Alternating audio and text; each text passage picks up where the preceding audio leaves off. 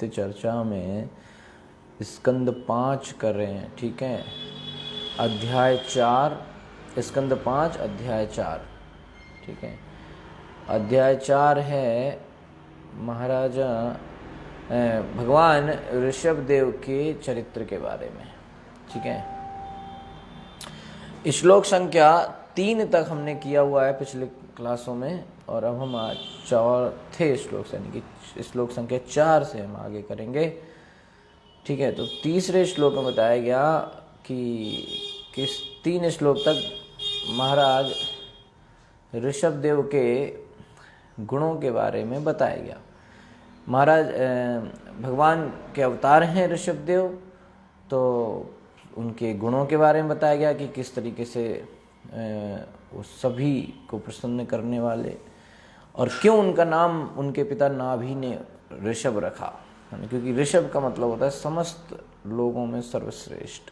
उनके गुण, उनके क्वालिटी, ये सब जो है सभी लोगों से श्रेष्ठ थे, इसलिए उनका नाम हुआ ऋषभ देव। तो भगवान ऋषभ देव से ईर्ष्या करने की वजह से इंद्र को ईर्ष्या हो गई, है ना, और इंद्र ने क्या किया, वहां पर बारिश रोक दी, ठीक है। और जब भगवान ऋषभ देव इस बात को समझ गए, सब कुछ जानते हैं, योगेश्वर हैं, तो भगवान सब कुछ जान गए, और उन्होंने क्या किया कि अपने शक्ति से जो है अजनाब वर्ष में, जहाँ के ऋषभ देव राजा थे, नाभि जहाँ के राजा थे, उस जगह को, उस अजनाब वर्ष को पूरा उन्होंने बारिश कर दिया अपनी योग माया से, ठीक है। तो जो भारतवर्ष है उसको पहले अजनाब वर्ष कहते थे, क्योंकि ये महाराजा नाभि और उनके पुत्रों द्वारा यहाँ पर शासन किया गया ऋषभ देव के द्वारा। फिर ऋषभ देव के पुत्र बाद में हुए भरत महाराज, जिनके प्रताप के कारण इसका नाम अजनाब वर्ष से हो गया भारतवर्ष, सही है। ओके, चौथे श्लोक से 7वें श्लोक तक, चौथा, 5वां, 6वां, 7वां, 4 श्लोक में महाराज नाभि के वात्सल्य रस के बारे में वर्णन आएगा, ठीक है। ओके, तो चौथा श्लोक गद्य के रूप में सारी बातें हैं यहाँ पर, तो हम लोग इस तरह से पढ़ेंगे। नाभि तु यथा अभिलषितम सुप्रजस्त्वम अवरुध्य अति प्रमोद भर विह्वल गदगद अक्षरया गिरा स्वैरम गृहीत नरलोक सधर्मम भगवंतम पुराण पुरुषम माया विलसित मतिवत्सतात इति स अनुरागम उपलालयन पराम निर्वृत्तिम उपगतः। नाभि, राजा नाभि तु निश्चय ही यथा अभिलषितम, इच्छानुसार, सुप्रजस्त्वम, अत्यंत सुंदर पुत्र, अवरुद्ध पाकर, अति प्रमोद, अत्यधिक प्रसन्नता भर की अति से, विह्वल, विभोर होकर, गदगद अक्षरया, आह्लाद में शब्द न निकलने से, गिरा, वाणी से, स्वैरम, स्वेच्छा से ग्रहित स्वीकार किया, नर लोक सधर्मम, मनुष्य की भांति आचरण करके, भगवंतम, श्री भगवान को, पुराण पुरुषम, जीवों में सर्वाधिक वय वाले, माया योग माया से विलसित, मोहग्रस्त, मति उसकी मति, वत्स प्रिय पुत्र, तात मेरे प्रिय, इति इस प्रकार, स अनुरागम अत्यंत प्यार सहित, उपलालयन लालन पालन करते हुए, पराम दिव्य निर्वृत्तिम आनंद उपगता प्राप्त किया। अनुवाद एवं तात्पर्य कृष्ण कृपा श्री मूर्ति व चरणारविंद भक्तिवेदांत गोस्वामी महाराज श्रील प्रभुपाद जी के द्वारा, श्रील प्रभुपाद की जय। अनुवाद, अपनी इच्छानुसार श्रेष्ठ पुत्र पाकर राजा नाभि दिव्य आनंद के कारण विह्वल और पुत्र के प्रति अत्यंत वत्सल हो उठे। उनकी इच्छा के अनुसार उनको पुत्र मिल गया, इसलिए बहुत ज़्यादा आनंदित थे। उन्होंने गदगद वाणी से उसे, अपने पुत्र को, मेरे प्रिय पुत्र, मेरे प्यारे, ऐसे शब्दों से संबोधित किया। ऐसी बुद्धि योग माया से उत्पन्न हुई जिसके कारण उन्होंने परम पिता भगवान को अपने पुत्र के रूप में स्वीकार किया। स्वयं भगवान उनके पुत्र के रूप में आए हैं, लेकिन योग माया का ऐसा प्रभाव कि वो उस भगवान को, पूर्ण पुरुषोत्तम भगवान को अपने पुत्र के रूप में समझ रहे हैं। ये उनका वात्सल्य भाव। ईश्वर भी अपनी परम इच्छा के कारण उनके पुत्र बने। भगवान अपनी परम इच्छा के कारण उनके पुत्र बने और सबों के साथ ऐसा व्यवहार किया जैसे वे कोई सामान्य मनुष्य हों। सामान्य मनुष्य के समान व्यवहार किया।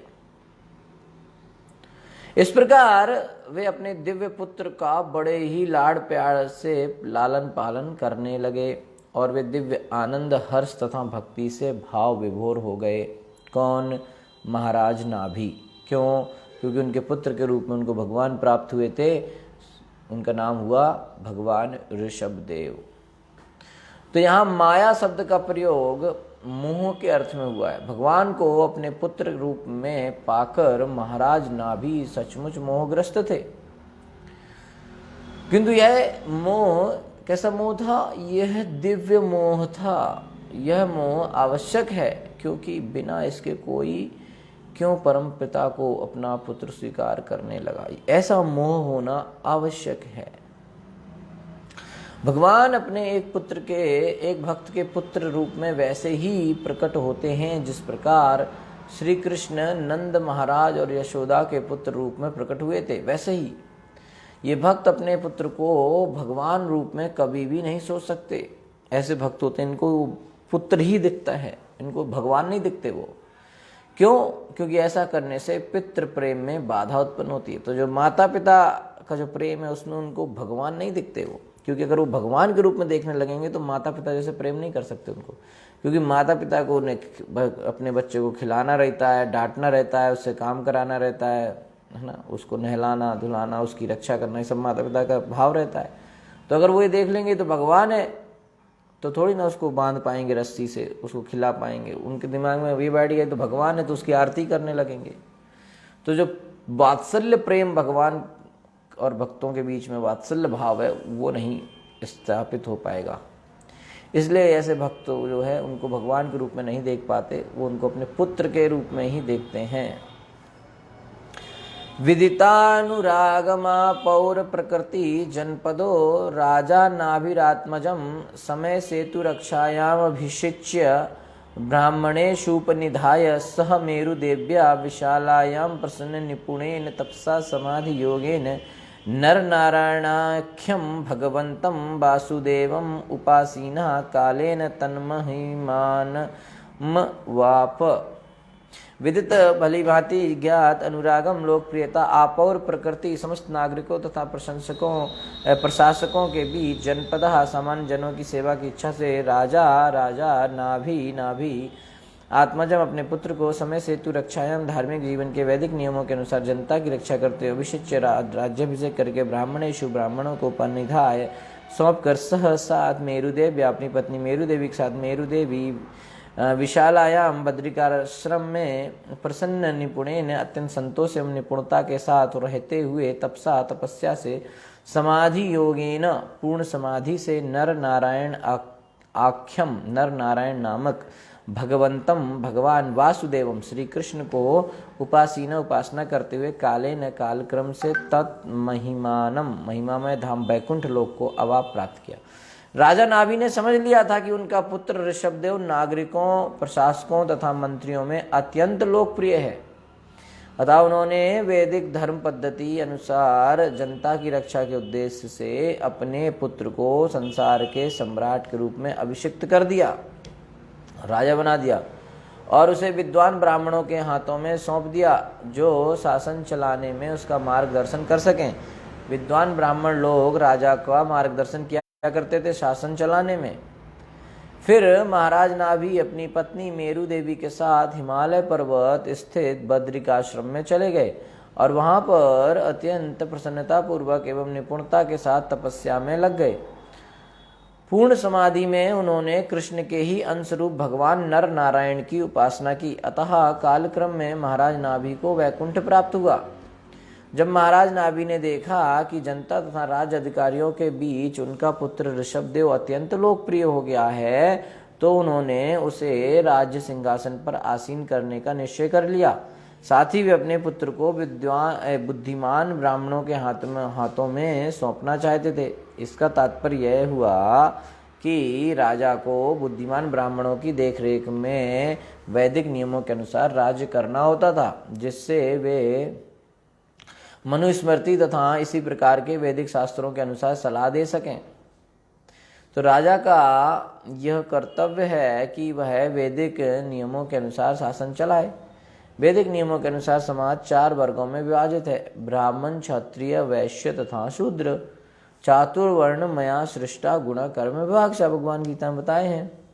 तो समाज को इस प्रकार विभाजित करने के बाद राजा का ये कर्तव्य है कि वो ये देखे कि प्रत्येक व्यक्ति अपने वर्ण के अनुसार वैदिक नियमों का पालन करता है कि नहीं करता है। तो ब्राह्मण को चाहिए कि वह जनता को ठगे बिना ब्राह्मण का कर्तव्य निभाए, जनता को ठगे ना, उसके साथ धोखा ना करे, बल्कि अपना कर्तव्य निभाए। बिना योग्यता के किसी को ब्राह्मण कहलाने का अधिकार नहीं है। तो ये राजा का कर्तव्य है कि वो देखे कि प्रत्येक व्यक्ति, तो ये राजा का कर्तव्य है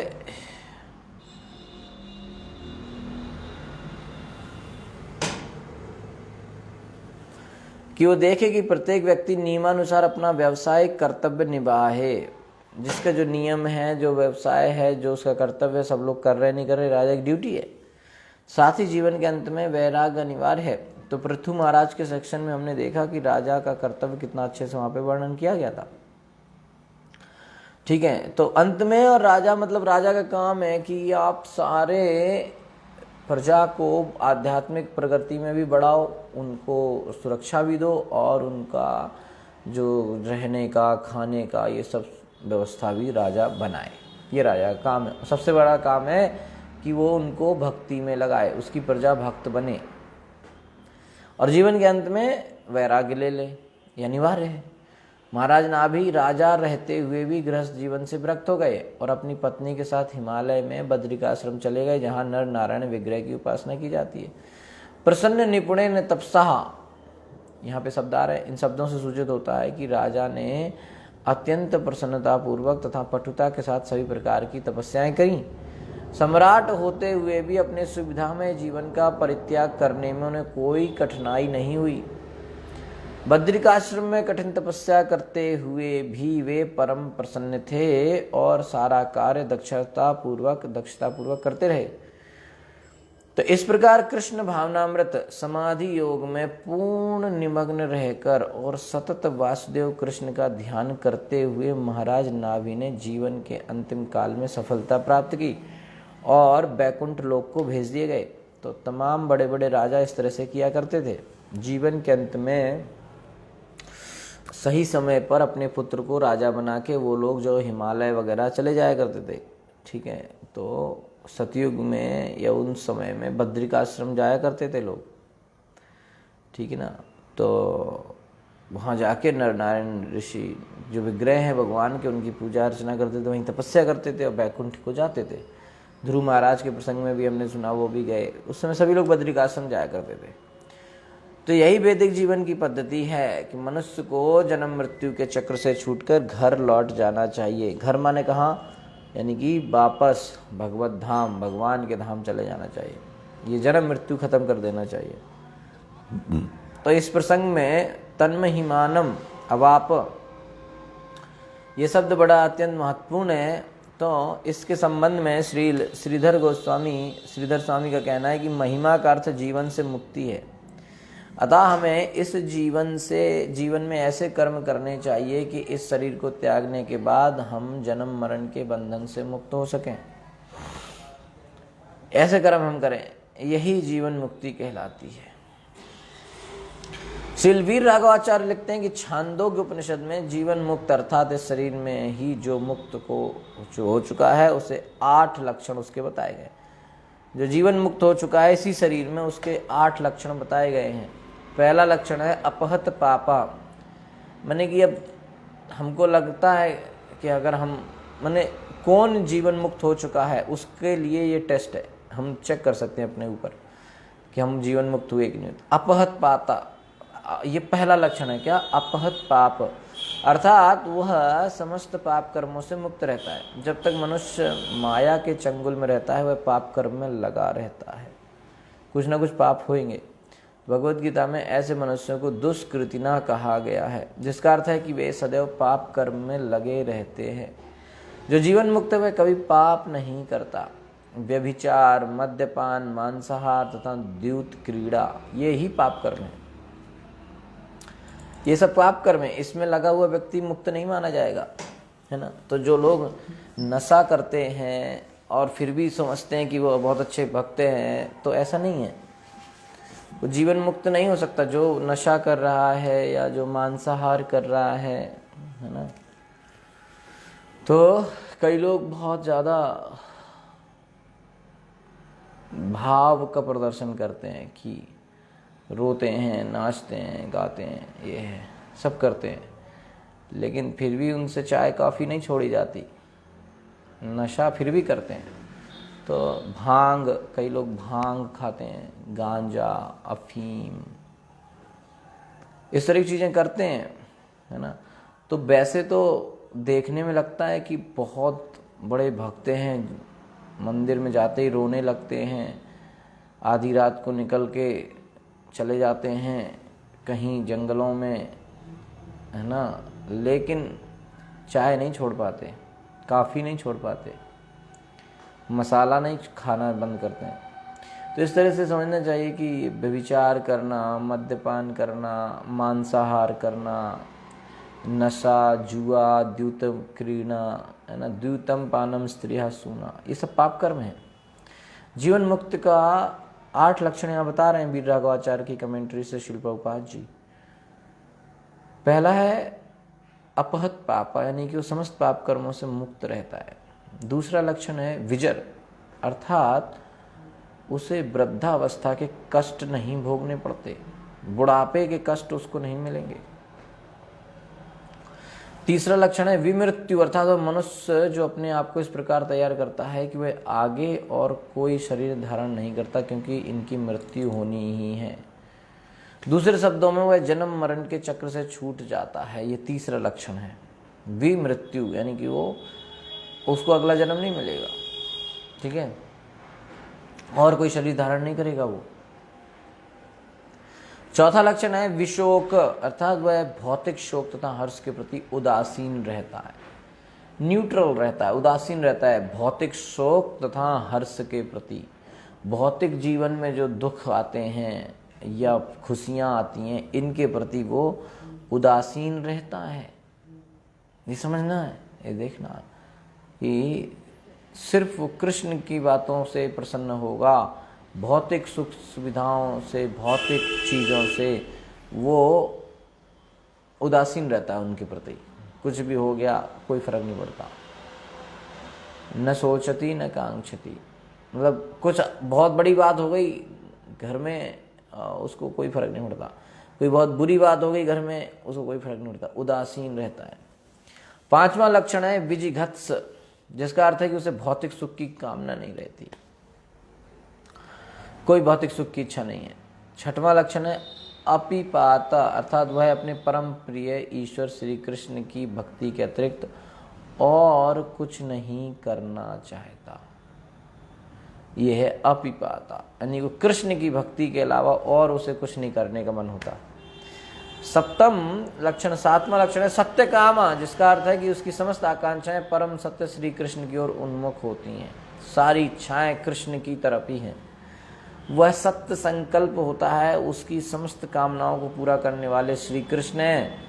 पहले तो भौतिक लाभ के लिए कोई इच्छा करता ही नहीं है, और यदि करता भी है तो वह ईश्वर की सेवा मात्र करना चाहता। पहले तो कोई इच्छा नहीं है, और अगर इच्छा है तो क्या है, कृष्ण की सेवा करना, इसलिए उसे सत्य संकल्प कहते हैं। तो श्री विश्वनाथ चक्रवर्ती इंगित करते हैं कि महिमा का अर्थ वैकुंठ लोक को, भगवत धाम को वापस जाना है, ठीक है। श्री सुखदेव का कथन है कि महिमा का अर्थ है कि भक्त भगवान के गुणों को प्राप्त कर लेता है। विश्वनाथ चक्रवर्ती चाहते हैं कि महिमा शब्द का अर्थ है कि वैकुंठ लोक को, भगवत धाम को जाना। विष्णु और सुखदेव गोस्वामी कहते हैं कि भगवान के गुणों को प्राप्त कर लेता है। इसे सधर्म अर्थात सम गुण कहते हैं। जिस प्रकार कृष्ण ना तो जन्मते हैं न मरते हैं, उसी प्रकार उनके जो भक्त भगवान के धाम वापस पहुंच जाते हैं, वे फिर इस संसार के जन्म मरण के चक्कर में नहीं पड़ते, है ना। तो भगवान के धाम वापस जाने के बाद वो जन्म मृत्यु के चक्कर में फिर से नहीं पड़ेगा। जिस दिन भगवान का जन्म होता है ना मृत्यु, इस तरह उन भक्तों का भी जन्म मृत्यु नहीं होता। फिर वो भगवान के धाम में नित्य सनातन रूप से वहाँ शाश्वत रूप से स्थित रहते हैं, भगवान की सेवा में लगे रहते हैं। ठीक है, ये 5वां श्लोक है। 6वां श्लोक, यस्य ह पांडवेय श्लोकावुदाहरन्ति को नु तत्कर्म राजर्षिर्नाभेरेन्वाचरेत् पुमान् अपत्यतामगाद्यस्य हरिः शुद्धेन कर्मणा। यस्य जिसके ह निस्संदेह पांडवेय वह महाराज परीक्षित श्लोकौ 2 श्लोक उदाहरंती सुनाते हैं, कहा कौन नु तब तत् वह कर्म कार्य राज ऋषि पवित्र राजा नाभि का अनुगमन करते हो आचरित आचरण कर सकता था। पुमान मनुष्य अपत्यताम पुत्रत्व पुत्र बनना अगाध स्वीकार किया। यस्य जिसका हरि भगवान ने शुद्धेन पवित्र कर्मणा कर्म से। तो हे महाराज परीक्षित, महाराज नाभि, अब सुखदेव गोस्वामी आगे बता रहे हैं कि हे महाराज परीक्षित, महाराज नाभि के यशोगान में प्राचीन मुनियों ने 2 श्लोक रचे बड़े प्रसिद्ध नाभि महाराज के लिए। उनमें से एक यह है, महाराज नाभि जैसी सिद्धि अन्य कौन प्राप्त कर सकता है, उनके कर्मों तक कौन पहुंच सकता है। उनकी भक्ति के कारण भगवान ने उनका पुत्र बनना स्वीकार किया। इतना महान कौन हो सकता है कि भगवान स्वयं उनका पुत्र बनने के लिए तैयार हो जाए। तो कहते हैं कि इनकी सिद्धि, महाराज नाभि जैसी सिद्धि और कौन प्राप्त कर सकता है, उनके कर्मों को कौन पहुंच सकता है। उनकी भक्ति के कारण भगवान ने स्वयं उनका पुत्र बनना स्वीकार किया। तो इस श्लोक में शुद्धेन कर्मणा शब्द महत्वपूर्ण है। यदि कोई कार्य भक्ति से नहीं किया जाता तो वह भौतिक प्रकृति के गुणों से दूषित हो जाता है। अगर भक्ति पूर्वक को काम नहीं किया जा रहा तो उसमें भौतिक दूषिता है, वो गुणों की दूषितपन है। तो भगवद गीता में इसकी व्याख्या करी गई है, यज्ञ अर्थात कर्मणो अन्यत्र लोको अयम कर्म बंधना। जो कर्म भगवान को प्रसन्न करने के लिए किए जाते हैं वे ही शुद्ध हैं और वे ही प्रकृति के गुणों से कलुषित नहीं होते। देखिए बड़ी सीधी सीधी बात है, सिंपल बात है, लेकिन फिर भी हमारे समझ में आती नहीं है। सीधा सीधा भगवान ने कहा है कि जो चीजें हम भगवान की प्रसन्नता के लिए नहीं करते वो चीज हमें बांधेगी भौतिक जगत में, पर फिर भी मेरे को समझ में नहीं आ रहा। मैं फिर भी बहुत सारे ऐसे काम कर रहा हूं जो कृष्ण की प्रसन्नता के लिए नहीं है। इसका अर्थात है मैं अपने आप को बंधनों में बांध रहा हूं। ये मुझे समझना पड़ेगा कि मैं ये काम न करूं, मैं वही काम करूं जो कृष्ण की प्रसन्नता के लिए है, जिससे कृष्ण को प्रसन्नता होती है। कृष्ण को प्रसन्नता किस चीज़ों से होती है ये कृष्ण ने स्वयं बताया है कि क्या करना चाहिए। उनके जो प्रतिनिधि हैं प्रामाणिक श्रील प्रभुपाद जी ने हमको बताया है कि कृष्ण को किन चीज़ों से प्रसन्नता होती है, कृष्ण के लिए कौन से काम है। तो हमें कृष्ण के लिए ही काम करना चाहिए, हर चीज़ कृष्ण की प्रसन्नता के लिए ही करना चाहिए।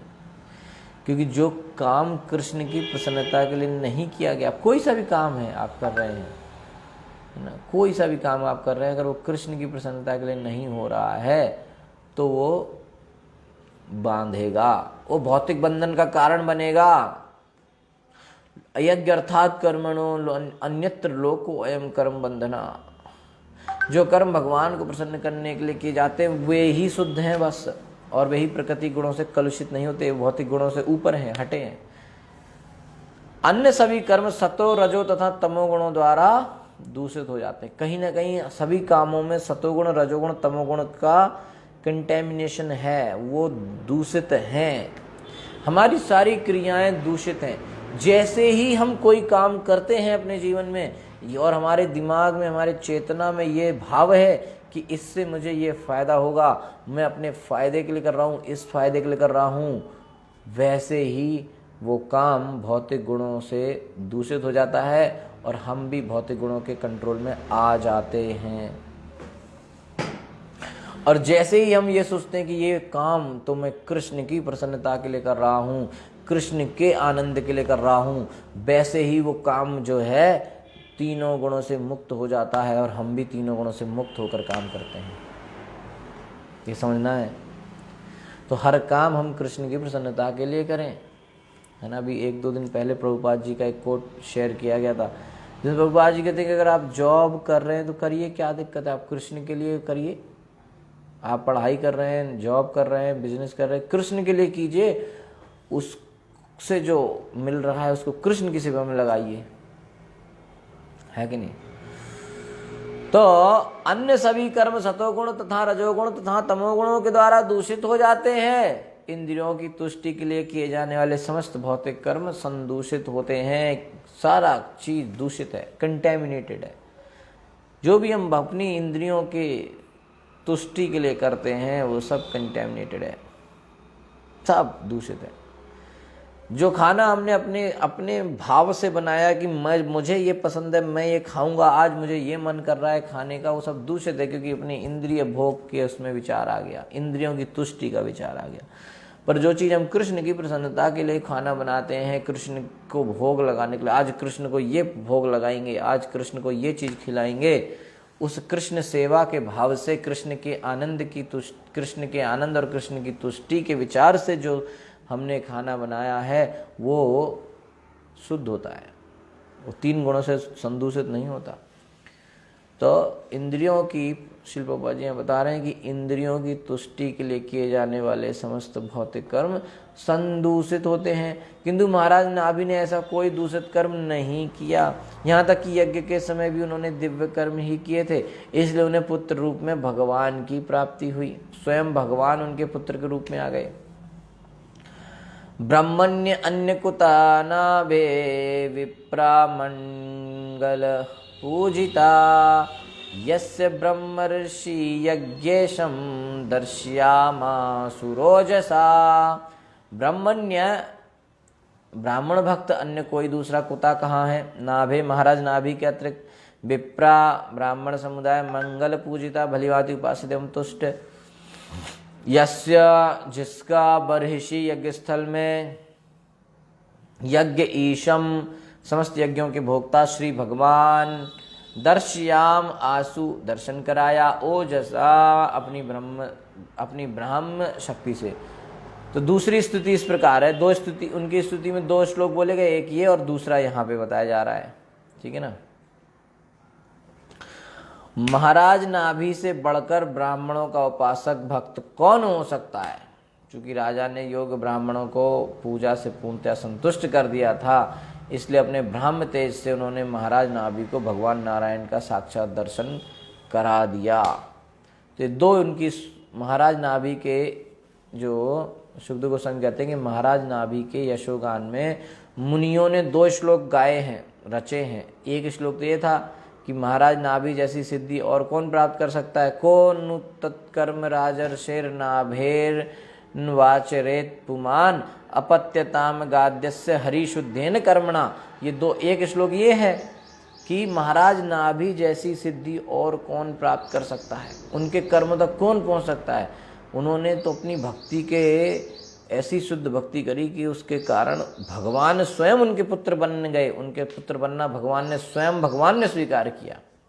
और दूसरा श्लोक महाराज नाभि के गुणगान में यहाँ ये बताया जा रहा है, ब्रह्मणो अन्य कुतो नाभिर।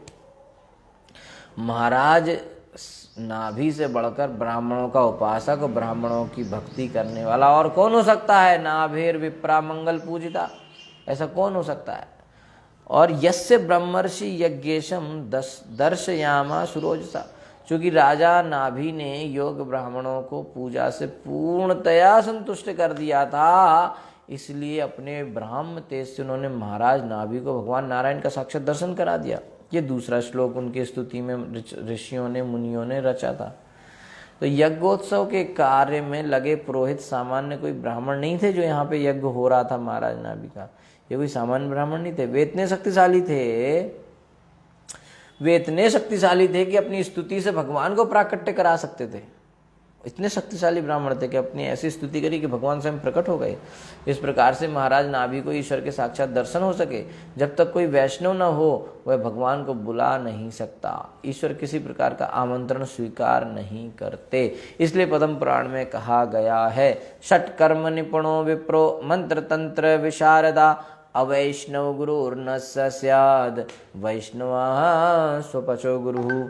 भले ही कोई ब्राह्मण वैदिक ज्ञान के समस्त विषयों में कितना ही निपुण क्यों न हो, किंतु यदि वैष्णव नहीं है तो वह गुरु नहीं हो सकता।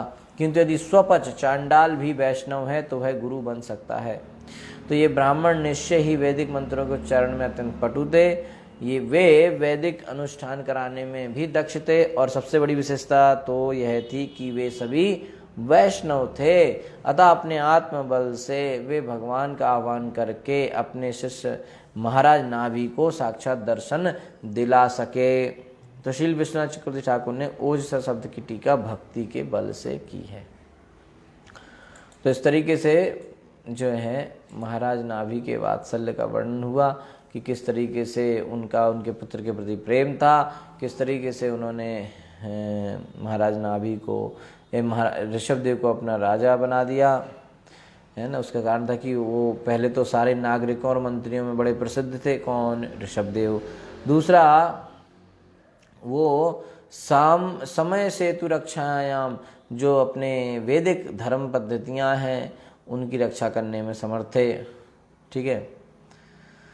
तो इस तरीके से उन्होंने उनको ब्राह्मणों के दिशा निर्देश के अंतर्गत दे दिया, और फिर महाराज नाभि बैकुंठ की तरफ, बैकुंठ उनको प्राप्त हुआ। ठीक है। और फिर छठवां और सातवां 2 श्लोक हैं जो जिनमें महाराज नाभि के बारे में वर्णन है कि महाराज नाभि के गुणगान में प्राचीन मुनियों ने 2 श्लोक लिखे हैं। ठीक है, कि महाराज नाभि जैसी पूर्णता, परफेक्शन कौन प्राप्त कर सकता है। उन्होंने अपनी भक्ति के बल पे अपने स्वयं भगवान को अपना पुत्र बना लिया, भगवान ने स्वयं उनका पुत्र बनना स्वीकार किया। दूसरा श्लोक कि उनके जैसा ब्राह्मण भक्त और कौन हो सकता है। वो ब्राह्मणों को बहुत अच्छे से सेवा करते हैं। ठीक है। और ऐसी सेवा करी उन्होंने कि उन ब्राह्मणों ने उनको साक्षात नारायण के दर्शन करा दिए। ठीक है। तो अब जो है 8वें श्लोक से 19वें श्लोक तक ऋषभदेव, भगवान ऋषभदेव के आदर्श चरित्र का वर्णन आएगा और उनके पुत्रों का वर्णन आएगा। ठीक है। ओके।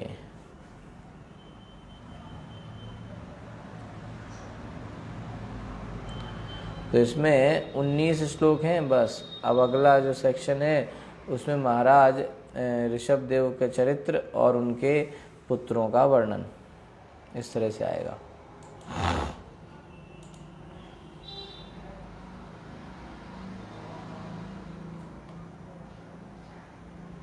ओके। तो 8वें श्लोक से हम लोग कल कर सकते हैं। ठीक है। Hare Krishna. Thank you so much. Srila Prabhupada की जय। ग्रंथराज श्रीमद् भागवतम की जय। अनंत कोटि वैष्णव वृंद की जय। हरे कृष्णा।